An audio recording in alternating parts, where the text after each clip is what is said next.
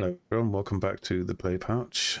We join you now with some more delectable news. Yeah, most of it's bad. Maybe one thing is good. I don't know. But I'm going to hand it over to my partner in crime, Nick, who should be seated virtually next to me, not physically. Yeah. Hello, Nick. Hello. All right, what have we got on the table this week? Well, some of it is follows up to last week's show where we did talk about Ubisoft and a little bit about Bethesda. They are back in the news with their latest escapades. I'm not sure which one we want to start first. I think the biggest news is Bethesda because, and maybe we'll start. I think this will be the bigger of the four things Yeah. I've got. And that is obviously to do with, I mean, Bethesda's obviously last masterpiece in quotations. You right there? You right there, buddy? Yeah, just got. See, all it takes, people, is for me to say Bethesda and look at the reaction Pete gets, bless him. Oh, yeah, sorry, my apologies. Go on. Yeah, so now Bethesda, obviously, we a lot of us grew up on the Bethesda games, and we watched the company go downhill and downhill. And obviously, Starfield is their latest IP, and the DLC that's been in production for a year is it Shattered Space, I think it's called. Yeah. That's now officially out, and I think a lot of people. I can't say I was one of them because I didn't have expectations. I kind of thought that it wasn't going to change much, and it turns out, unfortunately, it hasn't. Now, this is a DLC that is not cheap, so we're not talking about one of these like £10 expansions here, dude. We're talking 30 for us over here in the UK. We're talking 30 quid, right? So, yeah. It's 30. It's 30 quid. I think it's about 25. Go have a look. You don't believe me? It's about. No, I believe you. This is what I'm talking about. So this isn't a 10 quid. This isn't a 10 quid. This is 25 quid, right? So this is meant to be the main expansion, and for all intents and purposes, now I haven't played it. Disclaimer: I haven't, mainly because I haven't touched Starfield in about 10 months. And I know you haven't either in about the same amount of time. So it's based around the snake god, that cult that believes in the snake god stuff, right? So that's what the story is about. I can't remember, but yeah, go on. And apparently it's around about 5 or 6 hours long. So think about that for how much you're paying for that much content. Yeah. And the idea was meant to be that this game is going to reboot the game and everything like that and change all these things and stuff like that. And in the end, all it's really done is added 5 or 6 hours of story-driven content, hand-driven content on a planet, but the planet is still kind of randomly generated, which has caused all sorts of weird bugs. There's 6 hours, like I say, of content, and it does not address any of the issues you and myself. And the reason why I think that it's Starfield will have a little bit of a place in our hearts really is because, in case people don't know, this was the first video that me and Pete did. Our first video on our channel was a Starfield review, because that's literally what we were playing when we started the channel. So just sort of mentioning the map again. I heard that the actual play area, and it is just a play area. Yeah. It's not like across the whole map, the whole globe. Sorry. Yeah. It is a small play area, and beyond that is your procedural generation, right. which is like, apparently, according to one reviewer, arguably worse than the standard procedural planets that were in and there's all reports of having like weird quest bugs as well, because it's like some of the quests have been pre-designed, right? So obviously, but then they're spawning in some of the most ridiculous. And look, and we know Bethesda games, especially on release, 9 times out of 10, even though Starfield maybe wasn't quite as bad, but their quests can do very funky things. So with all that charm, if you want to call it that, it might have been charm in the olden days because you were getting quality games, but I don't think people consider it charm, especially with this game. So all that great stuff is still there. but it hasn't really repaired it. I mean, they've got a vehicle which was technically not a part of the DLC. That actually, you can actually have that by itself. You don't have to pay for that. But Oh, so generous of them. yeah, but it hasn't done which I'm assuming Todd Howard was hoping it would do. But there's been a lot of people who have said because it was part of one of the editions you could buy last year that they've more or less been forced to kind of deliver it almost, right? So it's like, well, we have to deliver it now, but they've half-assed it. Okay, well, look, first of all, welcome Colm, who's just entered the chat. Meh, Starfield died ages ago. Charging £30 for 6 hours worth of content is ludicrous. Well, that's a very polite word, that last word, Colm. I wouldn't use that word. There would be fucking in there before the descriptive word. So it would be something along the lines of fucking unbelievable. But look, here's the thing, right? Bethesda's last few titles, if you look at the last few titles, right? So we've got Fallout 3, we've got this, the OG of this, the vanilla version. And then what? Skyrim is before that. So the Skyrim after Fallout 3. Yeah, it was, of course it was. Only just though. There's not that much time in it. oh yeah, and then we had Fallout 4, right? Fallout 4. Fallout 4 is their last one before. That's right. If you don't count Fallout 76. Yeah. That's what I meant when I said Fallout 3. So yeah, okay. So Skyrim, Fallout 4, Fallout 76. Now this is spanning what, over 10 years, 15 to like odd years. And in that time, they have not progressed in terms of the fidelity of their engine, keeping up with competitors' engines. They just haven't done. And as a result, well, look, it's that coupled along with the devs or the engine that it's under. I don't understand why everything is always so buggy, and there's just no sense of polish. It's just, it smells of rushed, and everything that they've done, and I am including Skyrim. It just feels very raw. It doesn't feel like a loving, dedicated work that's been nurtured very carefully over the years. Yes, the content is really good, and I absolutely am in love with Skyrim, don't get me wrong, but it's been ported to everything, even to like your Wi-Fi enabled fridge, to like maybe your smartwatch or something. I don't fucking know, but it's available and they've dragged that motherfucker out like a long fucking old dog. And there hasn't been any progression. And I think that they're not only on their last legs, they've lost their last chance as far as I'm concerned. And when it comes to Elder Scrolls 6, I just don't think that there's any hope whatsoever now. I mean, like, even if they brought in the help of, say, I don't know, Rockstar and some other sort of industry leading people, like maybe CD Projekt Red or even Epic Games, even the Unreal team, I don't know. It's like, unless they do something drastic like that, it's just not going to be the game that we want. The thing that's worrying as well is that I agree with you 100% with the engine and all that stuff, 100%.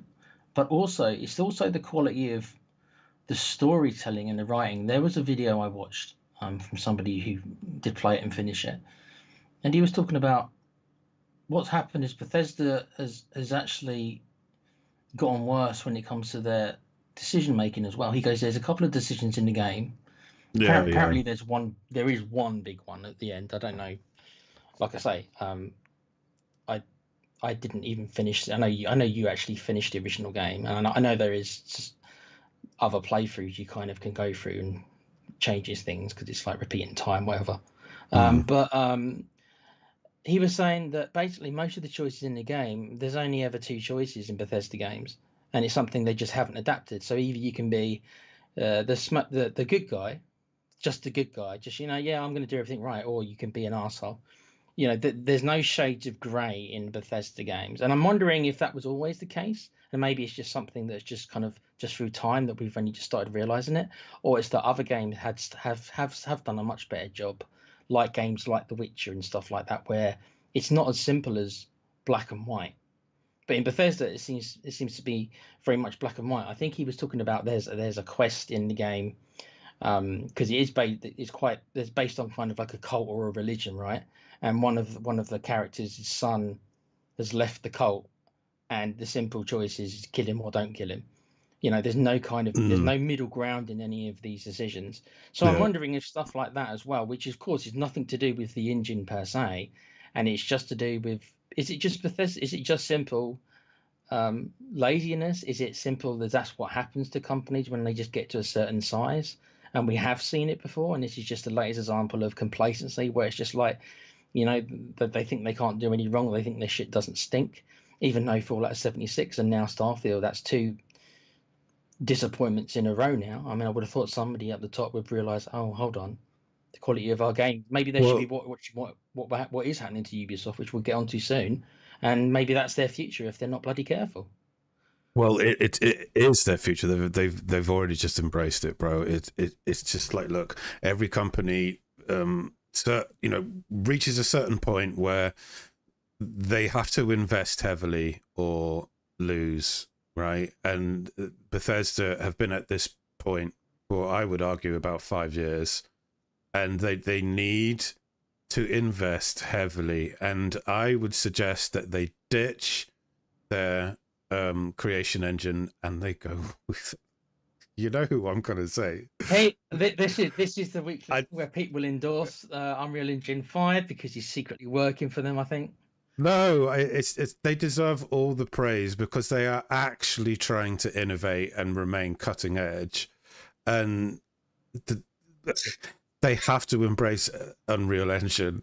They really do. They have to take what they've learned, and if they become part of the Unreal Engine, then they'll get knowledge from CD Projekt Red. Is it just Epic? Is it just too much work for them now? I mean, is it just like, oh well, it's too much an endeavor for us to do that now? This is our engine. We've made it. We know everything about it, even though everyone kind of hates it now. They have to let go of their engine because they're putting too many resources into that engine, and instead, if they instead embraced Unreal, because then they'd have the benefit of other partners and absorbing their knowledge of the engine and how to adapt it and stuff, right? So they've got that whole community of professional devs at their fingertips, all the extra ones, and that in turn will enable them to focus more resources on actually producing a decent game, right? I always felt like, as I was growing up with like Morrowind and Oblivion and Skyrim, that the engine was a sorted thing and it was just them trying to sort of make good content. No, it's not. That was my naive attitude towards how game engines work back when I was a teenager. So it's like, I understand now that they need to work on the engine and keep optimizing it and stuff. But if, like, it's what's happening with Bethesda, it's just that they just don't know how to do it. But it's not just one thing, though. It's a number of different things. It is a lot of things. It's not just the engine. That is a part of it. Don't get me wrong, but it's more than just the engine. It's the management. I would say the next step down is definitely management. And the creative people up top, which like the smell of their own farts, and they really do need to sort of like eat a slice or two of humble pie, and maybe actually sit down and read a book.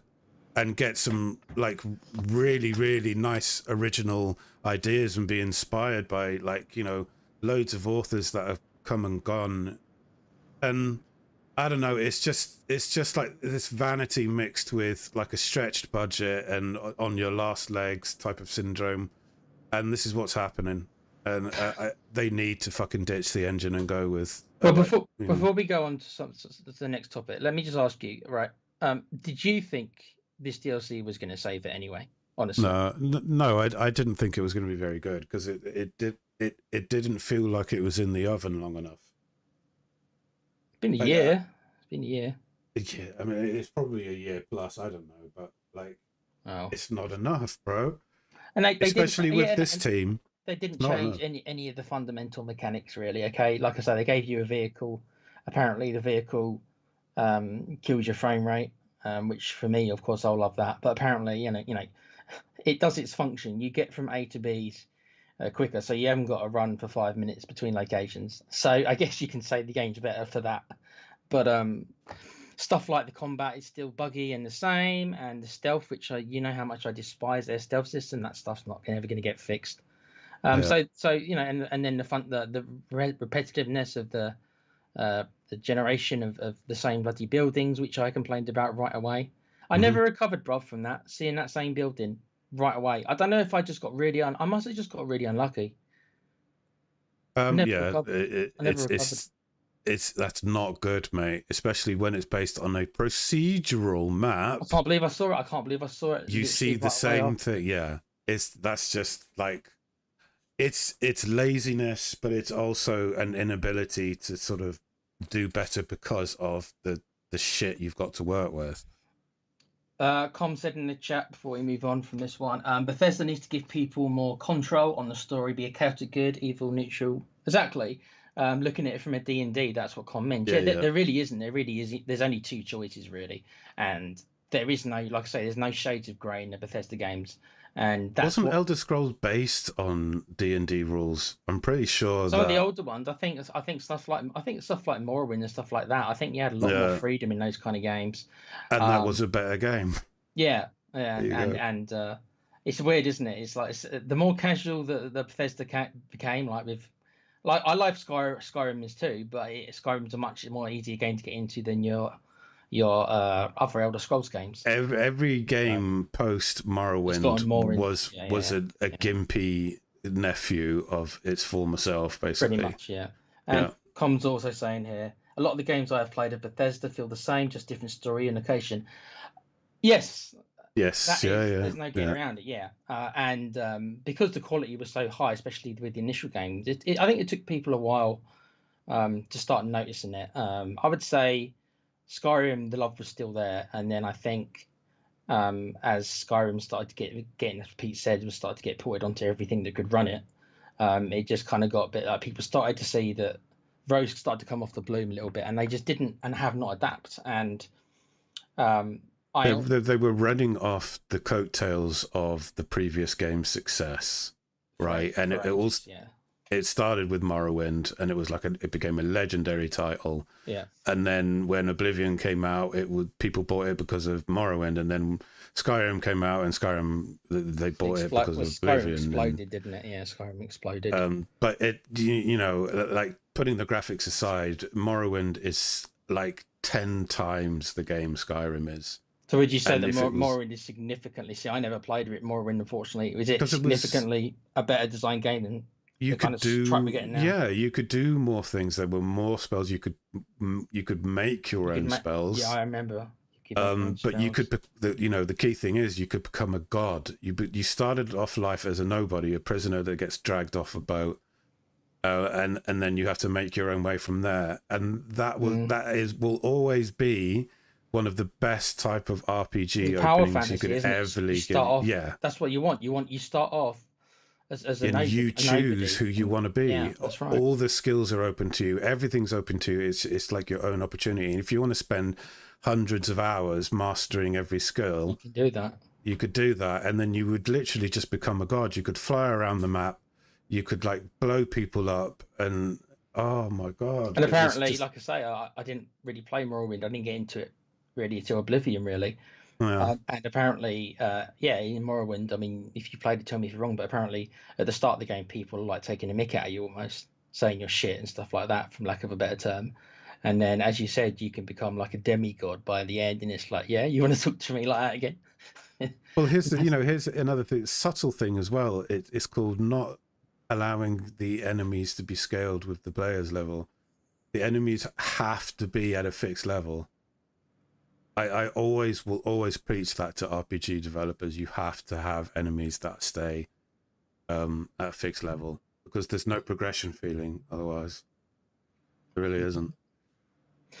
Well, that's Shattered Space, and I would say that it was pretty much a long shot, if I'm being generous there, that Starfield was going to be able to be salvaged. It is what it is. Is it the worst game ever? No. But I don't think It could be a million times better. Yeah, you played it and finished it. I guess you got something out of it. Me, I don't know what they'd have to do to probably get me back into it. Apparently they've made it 60 frames per second, and that didn't entice me. They put a vehicle in, and that didn't entice me. And this DLC certainly isn't going to entice me either. So I'm not sure there is anything other than just because not enough time has passed for them to have improved it much. So what's the point? And the price tag, the 25 or 30 pounds, whatever it is, for 6. I mean, just no, dude. Sorry. No, that's taking the piss, mate. And so they can go F off of that one. Right, so that's not the best news, probably the biggest news, I think, because obviously me and Pete have got such a history, especially Pete, with this series. So we needed to just say that. What we'll do, Pete, we'll talk about, unfortunately, this is more negative news, but this is an experience you've had with a game you were looking forward to. And I'm going to turn down my headphones, I think, because there might be a little bit of a rant. But I know of the game, I know of the series. I haven't played the first, so I can't join you in it. But this first does look interesting. It's a game I'll probably get around to. But apparently the sequel, not all that. So what's going on? Okay, so I made a conscious decision when I discovered that they were doing a Frostpunk 2. Yeah. That they I knew that I didn't want to look into it too much. I'd maybe watch a trailer or two, but once all the PR spiel came out with them and other YouTubers with like gameplay vids and analytical things and all that kind of other bollocky videos, I made a conscious decision that I wasn't going to pay any attention because I thought, well, I trust them. The first game was really, really good. And it was, it's hard to. Like a city management game, wasn't it? It was like Sim City meets kind of like a horde. Yeah, getting attacked and stuff, aren't you? Am I wrong in that? Well, no, you're very much on the nail there. I mean, you don't necessarily get attacked; you just have to survive. That's really the key of the game, and it's brutal and it's unforgiving on whatever difficulty you set it on. So. It's a hard game then, no matter what. Yeah, so you have to build a city, and it all centers around this sort of steampunk core at the center, and it's like this big heater. So, so it's like an ice age, isn't it? It's like an ice age has happened, kind of thing, and you've got it's set in the late 19th century where the Earth has frozen over, right? So it's spieling off into a different alternative history here. So the Earth has frozen over. So it's very brutal, and you have to face like some serious moral choices, and especially in the first one. Like, for instance, how do you deal with the dead? Do you just literally find a spot about half a mile away and just dump them in a pile? Soylent Green, Pete. Or you just eat them. Soylent Green, if anyone's seen that film. Yeah. Or you do it properly. You bury them and have a ceremony and stuff like that. So it's decisions like that, and that can have repercussions on future decisions. So that I loved that whole idea, and it was a great title, the first one. Was it? Can I ask that when decisions like that, were they always the same at the same time, or was there kind of some randomness to them, or was it always? Oh no, this time you always have to make the same decision. Replay wise. Well, there's different objectives. Like there's a campaign, and you have to take take it through. And I mean, like, if you're going to play it, then which I do really fucking recommend. I probably will at some point. Yeah. Yeah. Then I won't give much of it away, but you have to sort of like there's a level where you have to accept incoming refugees. And they're they come in waves. So there is actually a proper storyline that goes on. Yeah. There's a proper storyline. See, in my mind, it's not like it's a Civ game where it's like there's no actual storyline. It's just all random. You kind of choose what you do. Every time's different, I think. Okay, fair enough. Yeah. So that's it at its core, really. And then on top of all that, you've got infinite mode and all this kind of good stuff. And the key thing about the first one was that you placed things where you wanted them. Like just how you would in like Age of Empires or right. So this is why I was looking forward to the second one, and then I get to playing the second one, I buy it, and I start playing, and I'm like, okay, He completely lost tutorial it, mode, trust me, right? he lost it. I love my tutorial mode, right? And especially with RTSs, I think it's so fucking important. Yeah. So like launch tutorial mode, okay, let's go. And it throws me into the map, and that's it. And I'm like, Well, okay. that's why I asked you if it was in early access. Like, is it just they just didn't add a tutorial mode? Did they forget to just add it? I don't know whether it's a bug or whether they actually didn't bother. But I was thinking, okay, where's the tutorial? How do I do things? And I had to sort of make my own way. And I'm not an idiot, and most people aren't idiots. But Yeah, so but still. I got to grips with most of it, and I'm like, well, lovely tutorial mode, because nothing's popping up, right? And yes, I can go and press T under certain things, but it's like, no, you're supposed to come up with a message or like a voice or like making things so blatantly easy to do just to start you off so you understand it, right? Like things like click here to spawn, right? Yeah, the basic thing. I mean, most games have this. A film with it. Yeah. And that's what I was kind of expecting. And what I didn't expect is for it to just throw me into the map. And we're looking at the map now. This is the map. You saw grid, which you say the first game didn't have the grid system. That's what you told me. Yeah, you had to lay your own roads out, and then you had to lay the houses or like the factories, and then So, but with this one, it's all in sort of hex mode, like hex tiles and all that kind of thing. So you don't build the roads; they just automatically generate. You're building districts. That's what the guy. It's districts, so it's more like SimCity. That is, yeah. But you're taking the element of creation away from the player. You're making it more dumbed down and basic and stupid, and I hate that. Why can't I place my own roads and shit? Why can't I put buildings where I want them to do, and rather than just designating zones? Okay, granted, certain special buildings you can place, but I spent the past 20 minutes, half an hour, like earlier this evening, trying to work out how to place the fucking factory building or research building. Sorry. I'm like, okay, so it's got to be on a certain zone. So I'm trying to build a zone because part of the objective is build the research building, right? So I was trying to build it. I'm like, it won't fucking go anywhere. So I'm thinking, right, so maybe I have to build a district. So I try to build a district. And I'm thinking, well, what district does it come under? So I go back to the building and try to sort of decode. Nothing, mate. And I'm thinking, I go to the help, and it's I don't know whether it's the way it's laid out. I just don't get it, but I'm so fucked off right now. It sounds like this turned it into what's known as a wiki game, which like Warframe is a wiki game, and there's other games where it's like they do such a bad job of explaining stuff to you. You literally have to have a wiki to get it. No Man's Sky is also a bit like that, where they've got their own bloody wikis because they do not do a good enough job of explaining the mechanics. Yeah. I don't know. It's an interesting design decision. Like I say, I'm only going based on what it's looking like. Colm says, do you think they have changed the way you build and set up things so it entices the more casual gamer, as the first was very much for the hardcore core? That's exactly what I think, Colm. I think they've decided to dumb a lot of it down. Yeah. And to entice a wider audience. Look, no, don't do that, please, because you're just destroying it for. Like, so are you saying the game is not as complex then? This sequel's not as complex as the first game? No, you just sort of select and drop things down, and you don't really need to. I mean, I guess you'll have to put in some more thought into it. But at the moment right now, I'm just sort of like, well, I don't really understand it because you haven't given me that initial sort of like, take my hand, this is how you do things mode, which is what there wasn't.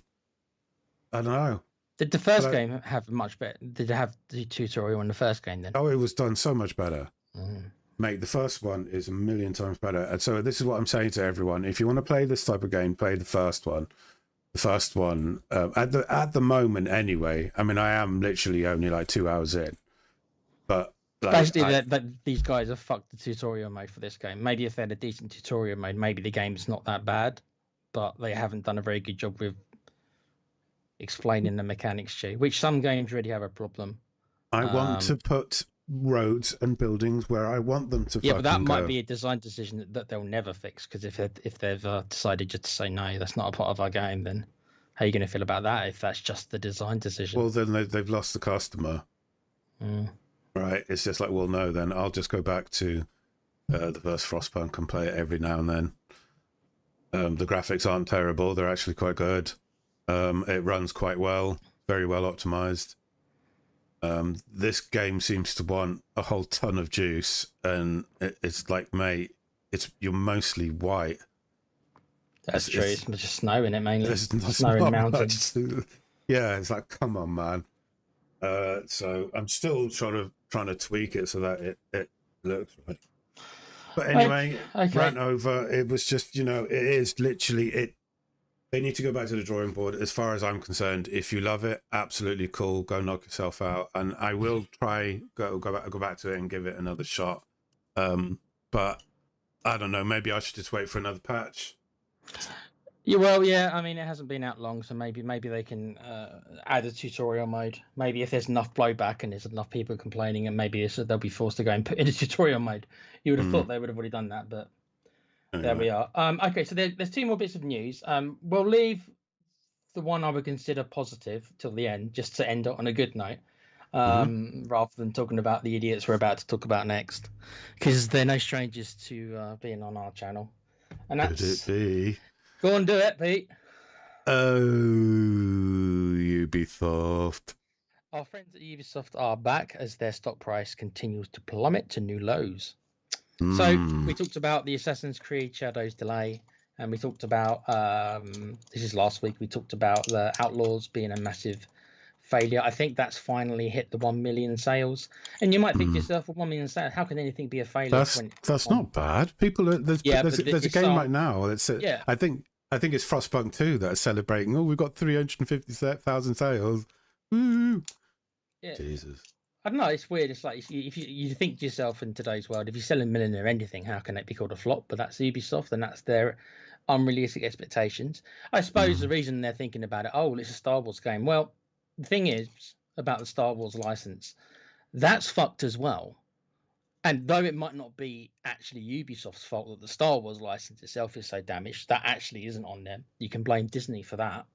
But when you put those two things together, that people are fed up of the Ubisoft formula, alongside people are mostly fed up of Star Wars. Star Wars has become a show for gay activists. I'm calling it as is. Gay activists, trans stuff. It's completely over these shows now. All it's shoved in your face all the time, and they've driven a lot of fans away from Star Wars. I'll tell you that. Well, I believe it's down to something called superhero fatigue, and I think like the Marvel movies helps do this, and it's just like that we've just had nothing but superhero movie after superhero movie, and I think people are just getting bored with it, and they wanted something different, and that has an effect on the actual games industry, because now it's like, well, you haven't got the best history with Star Trek games, so it's like Star Wars. You mean? Yeah, I know what you mean. Star Wars. Yeah. No, I mean they have damaged the brand. Most of the Star Wars content, including the free films, have been poorly received, especially by the veteran fans. I suppose if you're young, you might like them. I suppose. I guess I can understand it. If you're a young kid, you might be amazed by them, and that stuff. But for most people, especially the people who've got the money to buy video games, the 18 plus, the brand is being damaged. So you put that alongside the Ubisoft's tired formula, and this is why you're getting disappointing numbers. So they're really unhappy, and obviously Ubisoft seem to be in trouble because they've had failure after failure as well. Skull and Bones was a failure. There was a free-to-play shooter, X-Defiant, I think it was called. That was a failure as well. So they've had non-stop failures. So as we said, that their share price has crashed. So the latest idea is that the owners, the Beaumont family, alongside a company who you've probably heard of, Pete, not for good terms. They're a mobile company mainly in Chinese, I think, called Tencent. Tencent. So the Yeah. idea floating around is that Tencent is just going to buy all the shares, and they're going to go back to being a private company where they won't have to answer to shareholders and regain the control, so it no longer will be on the market.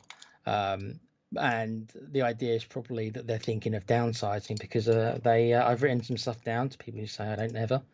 They've got around about 19k staff, I believe is the number, and which is significantly more than any other publisher, including massive giants like Rocksteady and stuff like that. So there'll be a lot of jobs lost if that goes through and they downsize a bit and it becomes a private company. I think most of the devs would have seen this coming a mile off, to be honest. Yeah, the information was from Bloomberg, and they've got 19,000 people working for them amongst all their bloody studios, and they reckon they'll end up losing about 40% of them. So that's going to be not surprised 8,000 jobs lost. And it's sad for the people that work because there. it's probably not their faults, and the big boys will not lose their jobs. This will be the on the ground workers, the coders and stuff like that who are just trying to make good games. It sucks. Nothing you or I can do about it. Nothing anyone can really do about it. But this is Ubisoft's own downfall, and if they go private, I don't know if that will save them. I guess it will make them a bit more focused. But it's still probably. You look at their franchises, Pete, just on Ubisoft, and I know that you don't particularly play any of them. I do like the Assassin's Creed series, although I have issues with a couple of the games. But I find stuff like Far Cry now way too boring. So for me, they're down to just only one series that I'm even remotely interested in for me. Because everything else just seems to have petered out and has just become way too formulaic. And Assassin's Creed is also formulaic, but they're going to the right setting for me. But if they were going to a different setting, like I didn't particularly like the Viking setting, not for Assassin's Creed.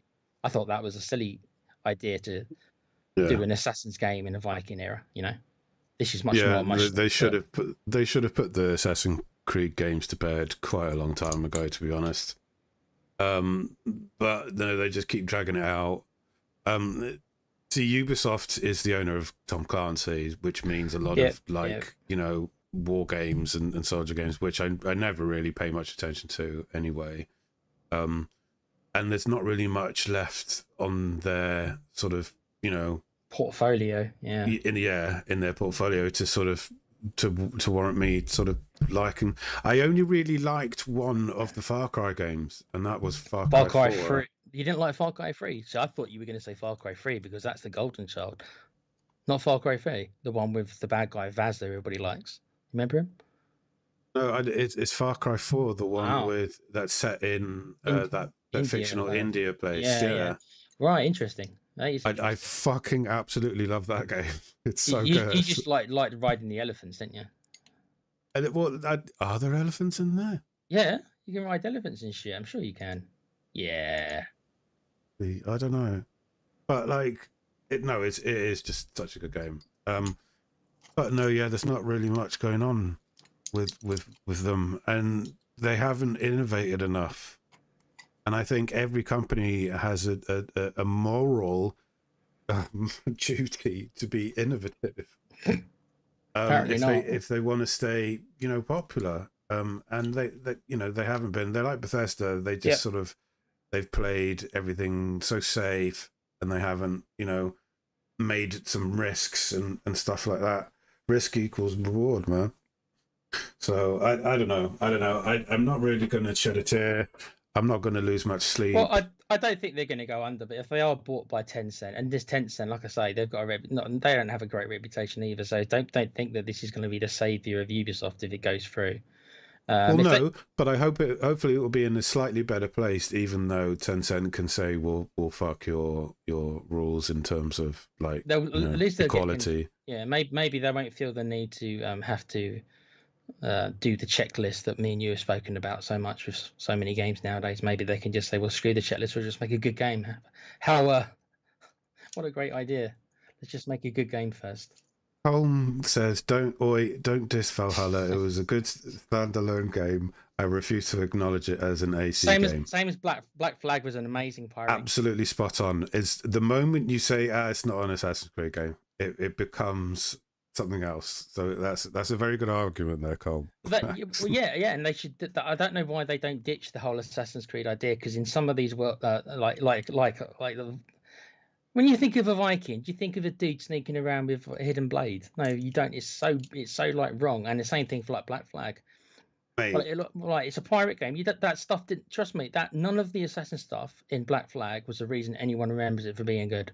It's the pirate stuff. I don't want to burst a lot of people's bubbles, but like the Vikings weren't as bloodthirsty as everyone makes them out to be. They were actually quite a very sort of peace-faring civilization. I think it's that because they were forced, what they did when they invaded England and all of that shit.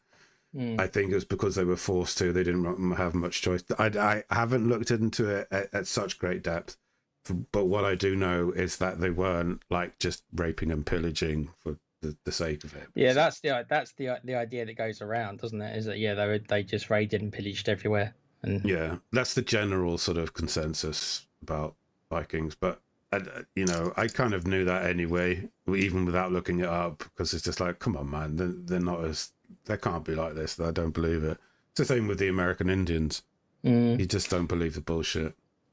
Well, Ubisoft are, as we know, they are delaying Assassin's Creed Shadows, and they are making actually quite a lot of changes. They're finally, oh my God, for the first time, ditching all this 100 different versions of the game. Apparently, it's just going to be, I think it's 1 or 2 versions now, rather than being 4 or 5 that they've gone crazy at. So they are making a couple of changes, and apparently they're adding some more side quests that is going to be more respectful. And that was a key word I think I read, more respectful to the Japanese history. So that is why it's getting a 4-month delay or a 3-month delay. So they are actually going to be adding significant content apparently. So God knows what it was going to ship in then, up until this blowback. No, this is what I'm saying. They just do the bare fucking minimum, and there's no effort involved anymore. And they keep complaining, it costs a lot to make games these days. No, it's just because you don't know how to optimize your workforce. I'm sorry. It's clearly shit not being done right. So, well, the gaming industry, it hasn't been a good year, really. If you look at it, most games have not performed. And a lot of this is on developers themselves. We've already spoken in the last month or so, Pete, we've spoken about Square Enix and Final Fantasy Rebirth, Final Fantasy 16 not hitting the sales that they wanted. Ubisoft now, their games are not hitting the sales they wanted. Bethesda's now, their games are not hitting. It's a common theme in AAA gaming. And you understand why guys like Kuva, who isn't in chat, but in the past has said to us, you guys should cover more of the smaller games. And I think there's a point there, because the AAA gaming, it's just getting to the point now where it's just like you need to lower your expectations massively. It's become such a damaged brand, just the AAA gaming. It's just like, no, these massive games they never hit the mark anymore. I can't remember the last one who really did. I mean, GTA will be the exception. It will. Yeah. GTA will be the exception. You can bet your ass that will be everything it's meant to be. But they'll wonder why they've got no competition, mate. Well, that's Ubisoft for another week. We'll see what they do in the next 7 days, and if they appear back again, they probably will, knowing them. They can't help themselves.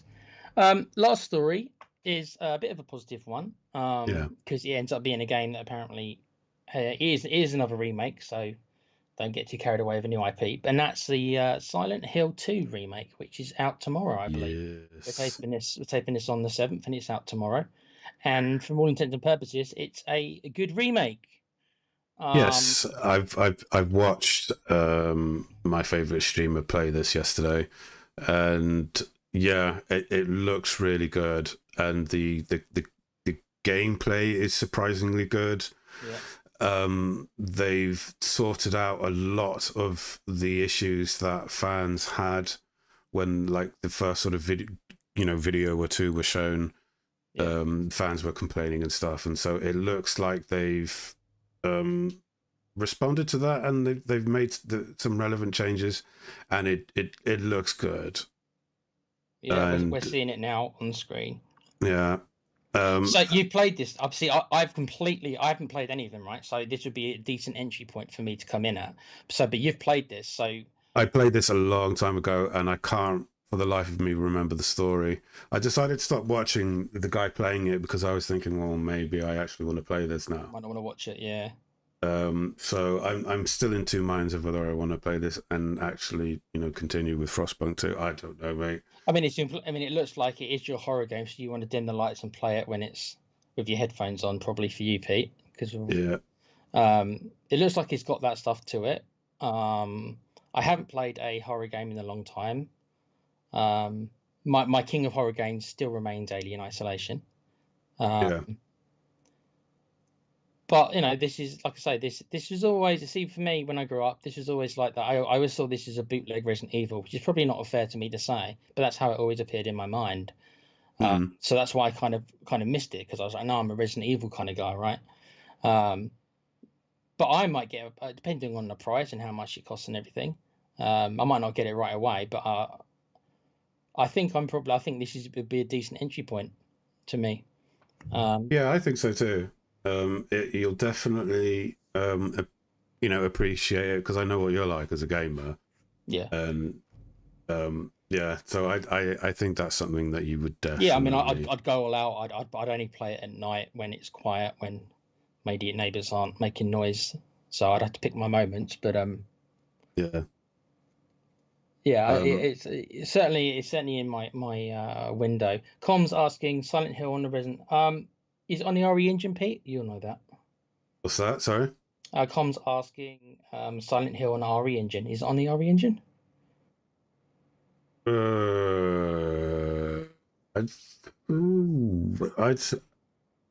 give me a second. I'll just check. The RE engine, if in case people don't know, that's the one that's used for all the Resident Evil remakes, basically.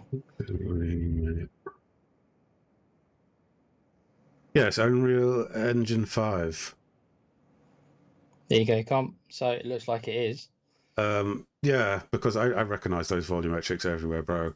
Can we just take a moment to appreciate the fucking the graphics, especially the volumetric and the fog, because that is the fog essentially the fog was a massive thing of that game. I remember that all those years ago. That was a massive thing. Yeah, it's literally a character in itself, so it has to look good and stuff. So yeah, and they've really done a good job with that. So there is a couple of news pieces that I wanted to sort of pick out. Before if we're done with this one, yeah, more or less. There is a bit of information that our mate Alan did text me this afternoon, but I haven't really been able to see if it's legit or not, and it does involve Alien Isolation 2. See, this is what I was going to do. So I had it ready. No, go on. No, go on then. Yeah, go on. So here we are. Okay, then go on then. Yeah. It's on screen right now.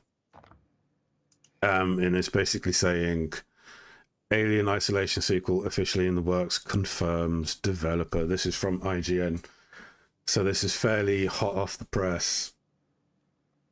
And I couldn't be more erect as we speak. I mean, honestly, it's I've tried a lot of horror games. Most of them didn't get the desired reaction out of me, but Alien Isolation did. Probably because of me watching it when I was a kid. And I actually am one of the few fans I love them both, but I do think Alien is just as good, different as the second one. Completely different film. But it's not. I'm not somebody who thinks Aliens is just miles better. I think they're both up there for different reasons. And this game, it's based upon, is much more about there's only really one. Well, mostly there's only one alien, and you can't do shit to it for most of the game. So, I would love it if they continued in that vein. Hopefully, where it's just one or at the most two. I kind of want it to be in an isolated place like the first one. Oh yeah, it's got to be, dude. Yeah. And if this is done in Unreal Engine 5, I am literally going to shit my pants. So yeah, um, I really can't wait for this.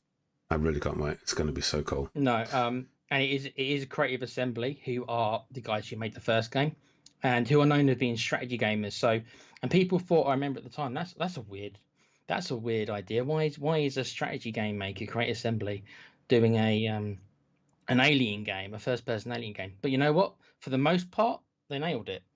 There's a Yeah, little bit of criticisms that it was a bit too long, and maybe it did lose its. They could have maybe shaved a third off the yeah, but game. that's like a tiny It thing. is a That's tiny it's thing. not even a When it came thing. to, when it came to atmosphere, amazing Mm, atmosphere, claustrophobia, all those good things. I say good things, all those feelings, and being hunted with a very good AI, not perfect, of course, but a very good AI that made you feel like you're yeah, a hunted. decent AI, and there was a version of the game which was noise sensitive. So if you had your mic on and you Oh made too yeah, much noise, it would hear you. yeah, I want more of that, people. yeah. That would be amazing. So, yeah, there is another thing I wanted to just mention quickly, Okay. and that is with I've just seen the specs for Monster Hunter Wilds Oh on dear. the PC, Okay, so and this is PC, so maybe I won't have a heart attack just yet. Then, go on in. it doesn't make sense. Let me just. What do you mean sense? Is it too demanding? You mean? Yeah, well, I think this is sort of like news that it's like a couple of days old, but I think they recently released the. Well, you have a look. I'll just read Com saying I might have to give it a playthrough. I played the OG years ago, so interested to see what they have done with the version. Yeah, see, I never played any of them at all, so I'm lucky enough to where it, it will be brand new to me. And Com's also saying if they keep the aliens AI learning capabilities like the first one, it will be another amazing game. I love the whole trying to outsmart it, but it learns how you play real skiff. Exactly, mate. The amount of times that I was stuck in the um like under the tables, and I was like peeping my head out, or I'd be in the locker, and then if the alien comes to you, you got to do like a little mini game so that he doesn't smash open the locker. Just little things like that Yeah, yeah, really added yeah, tension. definitely. Just searching for a specific fucking. And also, I don't want to be given a gun. Don't give me a gun in that game. As soon as you get the flamethrower, like halfway through the game, it It's does. kind of over. Yeah, it changes the game a bit too much. I don't want a gun. Not until like maybe the last 5 minutes where you have to kill the alien. Don't give me a gun until the last 5 minutes. I'm fine with it. It's not that kind of game.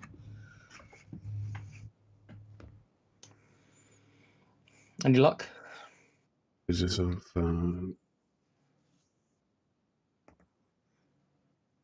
It's really annoying. I found them, but like, okay, here we go. All right. So basically, recommended. Okay. So hang on, let me just get that bit out of the way. Just so people understand, my fear is that I won't be able to play it at 60 frames because it won't be possible to do on the limited consoles. And what Pete's bringing up is making me fear even more now if it's going to be a monster. Recommended. So it's basically sort of say, I don't know how they lay it out like this. It's like, really, bro. So it's basically like your processor has got to be, we'll put it this way, 2 generations better than my CPU at the Oh, moment. bloody hell. And this is recommended. This is just recommended. Bloody hell. Yeah. Okay. So this is a minimum. This is recommended. And so I need to sort of upgrade my CPU before I start playing this. You haven't got long, mate. You've only got like 5 months. Yeah, no, it's fine. I'll have it done before then. Memory, that's fine. I got 32. All right, graphics I got cards. 16, so there you go. Yay. Not that I can even try Like that's that. the least of your worries. The Yeah, graphics cards. yeah. 2070 RTX. All right then. Or like a 4060, which is what I got. So it's recommending the one I got. Okay. Or whatever the Radeon equivalent is. And then it wants 140 space. SSD is required, right? So you need a really fast. Bloody hell. 140 with yeah. This game is expected to run at 1080p, 60 frames a second, with frame generation enabled Medium setting. under the medium graphics setting. So what it's saying is that without frame generation enabled, you're going to be lucky to hit 30 with medium graphics. With the latest GPUs at 1K. Now that doesn't make sense. Okay, so you've seen the game running. Okay, we've seen this game running at the Tokyo Game Show. Was the last time we saw it. Did it look that intensive for you that it needed? No, it really didn't. And this is Digital Foundry's video, so everyone head over to their video. Yeah, they know their shit, yeah. And yeah, they'll explain it much better than I can, but like it's just really bizarre specs. It's like, so you're basically saying we might not get 60 with a medium graphics, so we're going to have as potato graphics with these recommended cards and chips. Nah, bruv, something's wrong. I think you need to go back to whatever minion spat this out, because like that doesn't make sense. Yeah, I mean, as Com so eloquently put it in the chat, that's asking so much from the hardware. Dude, you have no idea. It should be running like a dream with these bits, these parts. Is it lack of optimization? Is it going to be one of those things where it's going to take a couple of patches before it gets to the standard it should be? Probably. That's worrying though. That's worrying. Not only is it worrying for the money you might have to fork out, but God knows what it's going to be like on the bloody Xbox X. Oh, it's like shit. It's like, how much money do these guys think that we have? It's like this Ryzen 5 300X. That's going to be cheap, right? These days, that's like, I'm saying the card needed 100 quid. I'm saying in chat 270. He said the card needed to run it. No, this is the CPU. Oh, sorry. This Ryzen 5 CPU, that's probably like 100, 150 tops. Okay. And so you can buy one of them. This next one, Ryzen 5 550, is going to be like 200. I'm looking for one that's this one, because I can't go above the 5 series or something. So I think this was like 200 quid. And then I just need to pay someone money to install it for me, because I ain't fucking doing it. So, yeah, and I've got the right graphics and whatever, but certainly a concern for us poor ass console players, because it's just like, and I said before, mate, if they're really going to ship, they might not be able to even go above 30, even on performance mode. There might be no. Literally, we have to cap it at 30, which is going to be a massive letdown for me. Personally, and the truth is, I don't know how I will handle it. I don't know if it's something I can adapt to. I've struggled in the past to go back to 30. I really have. I've struggled to play games at 30 ever since going to 60. It really is a massive adjustment, and I don't know if it's something I can make or not. That's the honest good truth. But there we are. Yeah, it doesn't sort of look good. But anyway, keep your fingers crossed, everyone. Hopefully, it's just a fucking error. Monster Hunter is awesome, and I'd be okay with taking a big sacrifice to have the 60 frames. So I don't mind if it looks. To be honest with you, I still think World looks pretty good. So I don't mind if it looks like World. That's me personally. I wouldn't care if it was just more of World, because the game's so much fun. But there we are. It's gonna, Colm. It's gonna. He says it's gonna look like The Sims on console. No, it's gonna look like what you call it? It's gonna look like Borderlands. Yeah, like with no depth. It's just all like, it's going to be really shit. Cell shaded. Like I say, I'm at the point where just make it look like World, which for me still looks pretty decent, and just have it run at 60. Then I'm actually okay with that. I can live with that. But I must say, I am worrying if Pete's going to struggle to run it, then mate, just pray. I mean, like. My poor CPU, it's a Series 1 Ryzen 7, and it's still going strong. It's just not the current matter, and it's really putting up a fight. Bless him. You don't hear a squeak out of it. He keeps his mouth shut. Yeah, he's a The good thing- boy, my CPU. The last thing I'll say on it is that Capcom, though, let's be honest, they are a console first company, so Yeah. they are. So you'd like to think, well, I'd like to think at least, that they will be focusing a lot on the console versions ports. Not more than the PC, because they will, but they may be making sure it runs on the consoles That's fine. better. So don't be surprised. Just optimize it for the console. Just fucking just be good at something, and then you can start working out being good at something else. Yeah. Jesus. Yeah. So. Because Capcom have got a lot riding on this game, and their Monster Hunter World made shitloads of them, so they are going to be putting all their resources into it. Make no mistake about it. Yeah. So. Yeah. Right, I guess that's probably the last one, unless there's anything else that you've stumbled across. That's kind of it. I think. I don't think there was anything else. So yeah.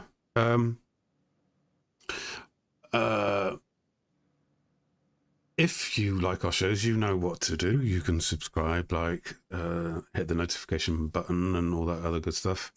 We also have a Patreon channel, and in the vague, brief hope that someone might take us up on the offer, we basically, that will enable us to speak on YouTube a little bit more freely, give us a little bit of support so we don't have to rely on anything else. So, and it also enables us to speak, swear words like fuck, shit, cunt, bollocks. Powerful. Yeah, powerful words, people. All right, until the next episode, I'll see you later. Bye. We'll see you later. Oh, Ubisoft. They'll be back.